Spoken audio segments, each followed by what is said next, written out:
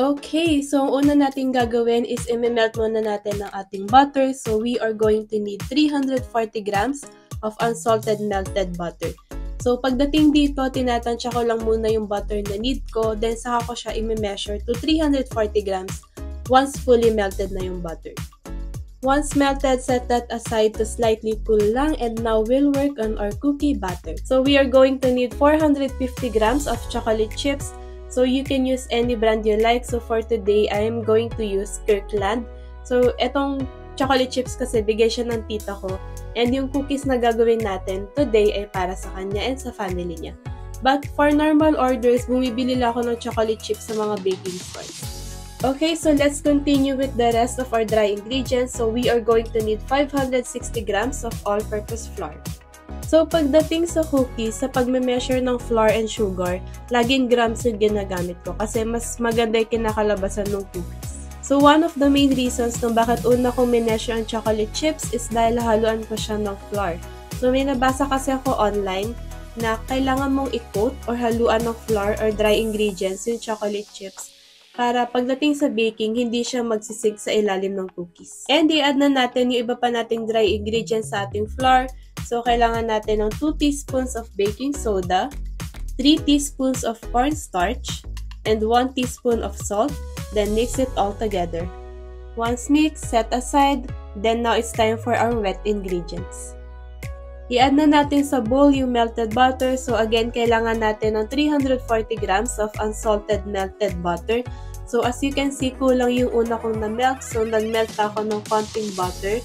So ang ginawa ko na lang is tinake note ko yung unang measurement para alam ko kung gaano pa karaming butter yung kailangan ko. So pagdating sa butter guys, kailangan sakto-sakto talaga siya. Hindi pwedeng sobra, hindi din pwedeng kulang kasi makaka-affect siya sa kakalabasan ng cookies. So next, i-add na natin ang ating mga sugars. So we are going to need 300 grams of brown sugar. So the recipe calls for 300 grams pero akong ginagawa ko is binabawasan ko siya. So either 280 or 290 grams para hindi masyadong matamis yung cookies. So kahit sa mga cakes, ganun yung ginagawa ko, binabawasan ko yung mga sugar. And kailangan din natin ng 200 grams of white sugar. So again, binabawasan ko. So either 180 to 190 grams lang yung ginagamit ko. Then, i-mix nyo lang until well combined. So next is i-add na natin yung mga eggs. So kailangan natin ng 2 large eggs and 2 egg yolks.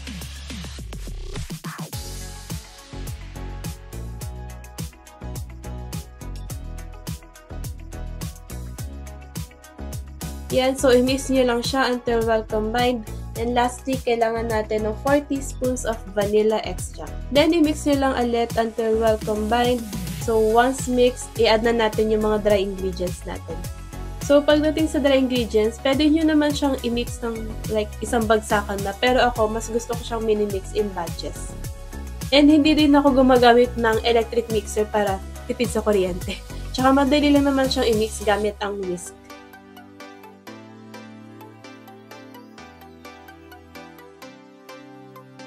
Then, i-add na natin ang ating chocolate chips.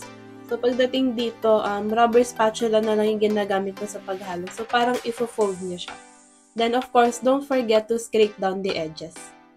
Ayan, so i-mix nyo lang and make sure nyo na yung chocolate chips is equally distributed sa ating cookie batter. Ayan, so once mixed, dito sa part na to, depende na sa inyo kung ano yung preferred style nyo. So, pag na-mix nyo na yung cookie dough or cookie batter, pwede nyo na siyang i-chill or ilagay sa ref for 2 to 3 hours or overnight. So, takpan nyo lang ng cling wrap yung bowl. Then, once chilled, saka nyo siya i-scoop into balls. So, ako kasi ang ginagawa ko is ini-scoop ko na agad ang aking cookie dough or batter into balls bago ko siya ilagay sa ref. So, kumukuha lang ako ng baking tray or baking sheet, then lalagyan ko siya ng parchment papers. Then, dyan ko ilalagay yung mga cookie dough na na-scoop ko. So, gumagamit ako ng ice cream scooper. Pag na-scoop ko na lahat, saka ko siya tatakpan ng cling wrap and i-chill ko siya for 1 hour muna. Ayan, so after an hour, saka ko na siya ngayon i-roll into balls. By the way, syempre malinis sa aking mga kamay, so nagugas ako ng maigi bago ko hawakan yung mga cookie doughs. So usually, nag-gloves talaga ako pag gumagawa ko ng cookies. Kaso at this point kasi, naubusan ako ng gloves. Pagtapos ko na i-roll yung mga cookie doughs, nag-add lang ako ng additional chocolate chips on top of each dough. So again, ito, totally optional, but ito yung lagi kong ginagawa kasi maganda siya tignan once baked and nakakadagdag siya ng flavor. So nakakatakam siya tignan. So ginagawa ko is 5 chocolate chips per dough. Yes, 5. Bilang na bilang talaga yan. Kasi syempre kung ibebenta nyo or for business, kailangan lahat ng ingredients is properly measured para alam nyo yung costing. So 5 chips per dough. So iniisa-isa ko yan. So katrabaho siya pero at the end, sobrang sulit naman niya. Lalo na't nagugustuhan naman siya ng mga customers ko, ng family and friends. Tsaka ang usual ko pala na ginagamit is yung Barrels chocolate chunks. So ito yung itsura niya, ilalagay ko na lang sa screen.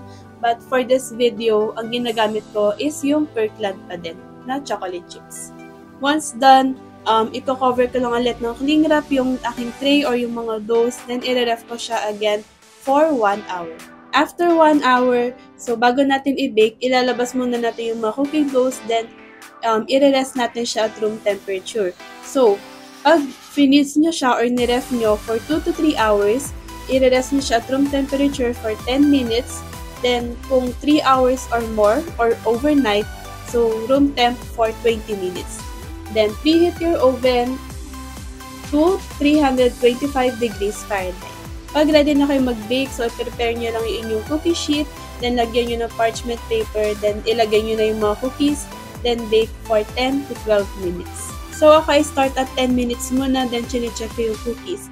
So, kung hindi pa siya masyadong luto, then saka ako nag-add ng additional 1 to 2 minutes. Yan. So, once baked, tanggalin nyo na yung cookies sa oven, let it rest sa cookie tray for 5 minutes, then saka nyo siya i-transfer sa inyong wire rack. Then, gawin nyo lang yan sa rest of your cookie doughs.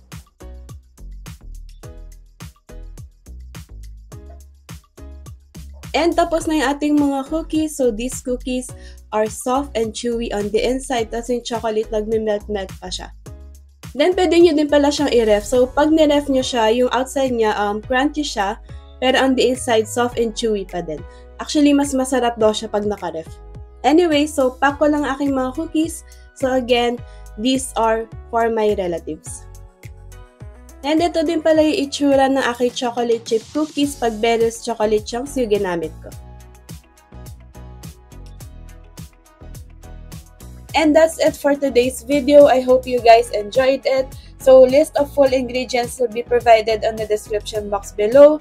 So, thank you for watching. Don't forget to like, comment, share, and subscribe.